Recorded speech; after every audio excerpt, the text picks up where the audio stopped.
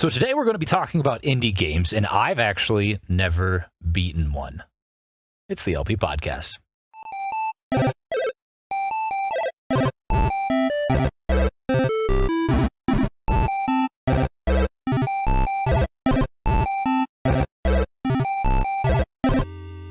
Hello and happy Tuesday. It's the day of the week where I do more talking than playing of Nintendo games, but obviously Nintendo is the topic all the same. Specifically, boom, indie games. As I mentioned in the intro, I've never beaten an indie game, and it's not something that I'm necessarily proud of. It's just never actually been something I've had the most convenient opportunity to do. That said, the reason that this is topical right now is because it was just announced that tomorrow on the 17th of April at 7 a.m. Pacific Time, 10 a.m. Eastern Time, Nintendo is hosting an Indie World. If you're unfamiliar, Indie World is a showcase. Think Nintendo Direct, but for the smaller development and production studios across the world. People are very excited, as they should be, and I myself am particularly excited as I have continued to... shall we say, be disappointed in myself for my lack of attention to indie games. So, looking through this, obviously you can catch the presentation on Nintendo's website. You can catch it on YouTube. I will be streaming it. Let's see, what do we think? What do we think that we could expect? I mean, obviously there's not a whole lot of information out there, given the fact that, well, it was just announced. And this article alone that I have pulled up has absolutely nothing. So it's very interesting to see. Either which way, though, that's what is coming. And I figured, why not stay on the topic of indie games a little bit more in today's episode? And what better way than by going through what is labeled by Harry Nolan of The Gamer as the best 20 indie games on Nintendo Switch.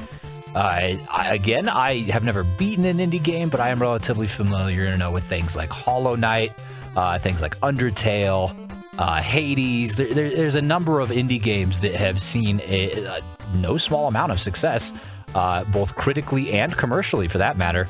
Several indie games have sold as they were AAA games and been received just as well. So I'm very curious to see what the top 20 are here, and they won't be ranked in any particular order. The first one that comes up is Sea of Stars. Fascinating. That is one that I have heard of.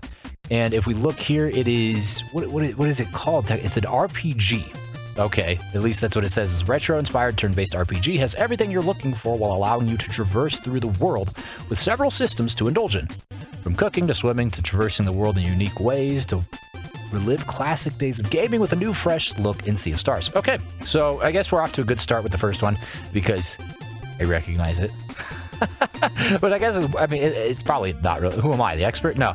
But I mean, for someone who has never really delved too deeply into the indie game scene, I guess having the title alone be recognizable to myself is probably indicative of it being relatively successful. So, cool. Moving on, Neon White. Never heard of this one. An interesting gameplay loop, Neon White is both a platformer and a first-person shooter. You'll be moving fast and furious as you exterminate demons that have infiltrated heaven. You'll collect soul cards used for weapons. You can use them to attack foes or discard them for unique movement abilities, helping enhance your speed run through this non-stop parkour adventure. Parkour! Okay, interesting. So apparently in the next paragraph goes into it's all about speed and speed running. And it's a platformer, first-person shooter. I've never heard of it. Have you heard of it? Between the two of these, Sea of Stars and Neon White, do you have a preference? I guess we should probably save that sort of question for somewhere near the end. Bear and Breakfast. Have you ever wanted to run your own bed and breakfast? No, I haven't, actually. That sounds stressful. What about as a bear? What kind of bear are we talking about here? They allow you to do just that in this cozy management sim. You'll play as Hank the Bear, fixing up the buildings around the forest and the mountains so that you can invite human guests to stay. They then, in turn, become the breakfast, perhaps? Or maybe not. Maybe it's rated E. Either which way, it sounds like a creative outlet for certain. I can definitely see the appeal. There's probably a creative bone in my body, too, that would find some amount of enjoyment in this. Between the three that we've found, I would place this above Neon White, personally, as far as my own personal interests. Inner Space is developed by Polynaut Games. Inner Space launched on most platforms in 2018. Jiminy Christmas, 6 years ago. Action and exploration game that has you soaring through a mysterious realm to uncover the lost secrets of an abandoned universe. Most of your time playing Inner Space will be spent exploring the world and solving a variety of puzzles. Okay, so a puzzler. I can appreciate that. Apparently, it also features stunning visuals and unique gameplay. But hey, I feel like if any game's description does not reference unique gameplay, like they're just doing themselves a disservice, because it's a unique game, right? They all are entitled to call it a unique gameplay mechanic or unique gameplay loop. So Sphere DX is the perfect example of why playing a video game with friends and loved ones can be a blast. Apparently this is going to be a multiplayer game. It originally launched on Steam in 2017, ported to Switch a year later. 16-bit style art resembles locations from Zelda Link to the Past. Cool. Well, I'm all about that. I absolutely adore Link to the Past art design and everything about its entire aesthetic in general. So it doesn't actually give you a whole lot of information. Well, nope, scrolling down here.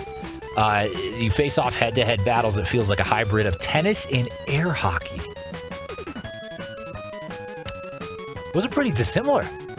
You know, air hockey, you're sliding the little, like, plastic friggin' pancakes along the surface, and then tennis is obviously smacking a ball around. I mean, I guess you're volleying in both of them, right? In air hockey, you're pushing it that way, that your opponent's pushing it back. Similarly, in tennis, you're hitting it over the net, they're hitting it back. So I'm guessing that that's going to be the gameplay loop, as it were, for Sphere DX. Not super interested in it. I'm not necessarily the hugest fan of sport games. It doesn't outright call itself a sport game, though, so I'm not 100% certain. Vague. We'll see. Like the art style with the cue from Zelda, a little bit iffy on the gameplay loop. Who's to say? Lost Sphere comes next. There are so many RPGs available to play these days, it can be hard to find the right one for you. Lost Sphere rises above the clutter to offer a unique RPG experience that can take nearly 40 hours to finish. Look at that. So that's a solid amount of time, which is a good thing, really. One of the few indie games that I have played, I think it was...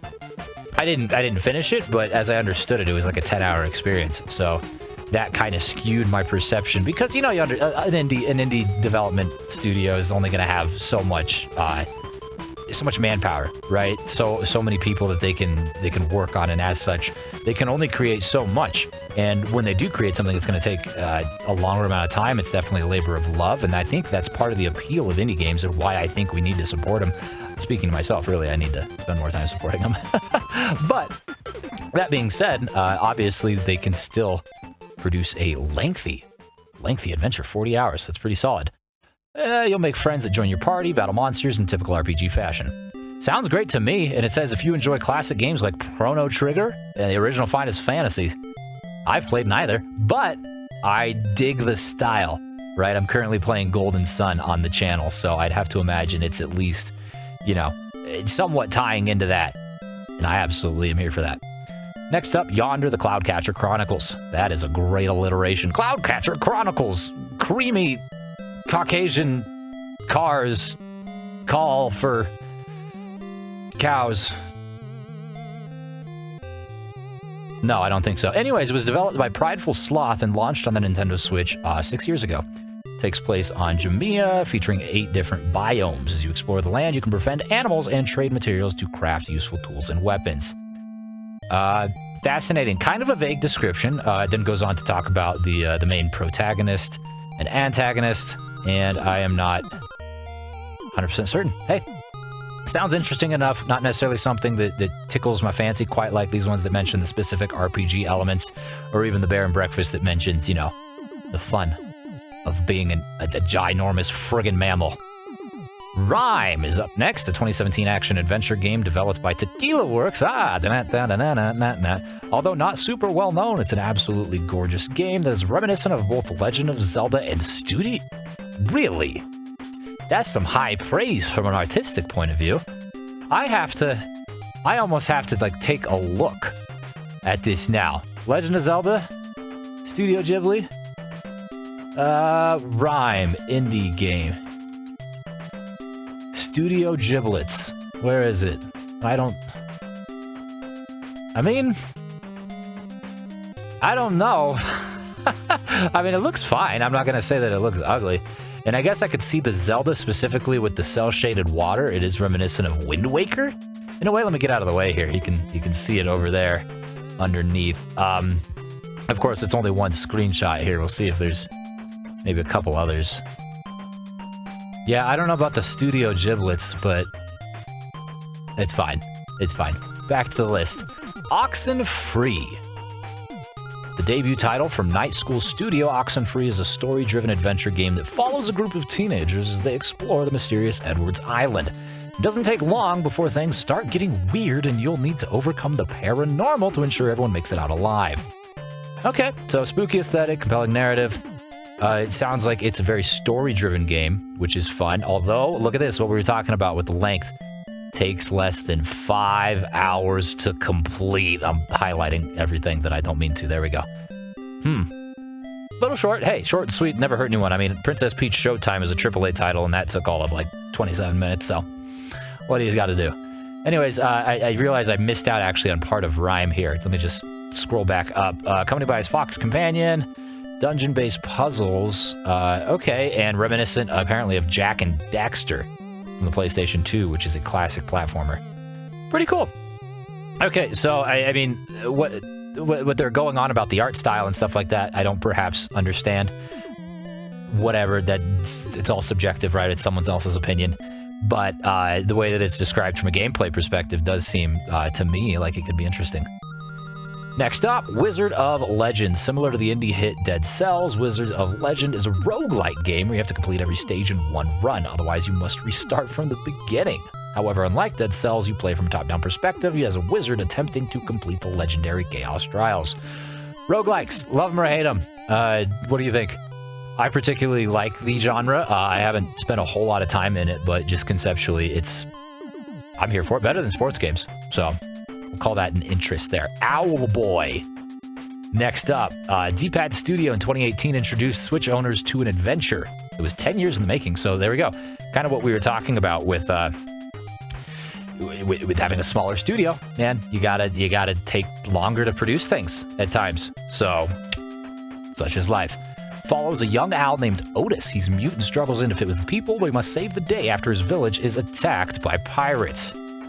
Jiminy Christmas. There's nothing quite like farming on the go. Owls feature unique gameplay in a retro-inspired world that looks stunning. So it's owl farming, I guess?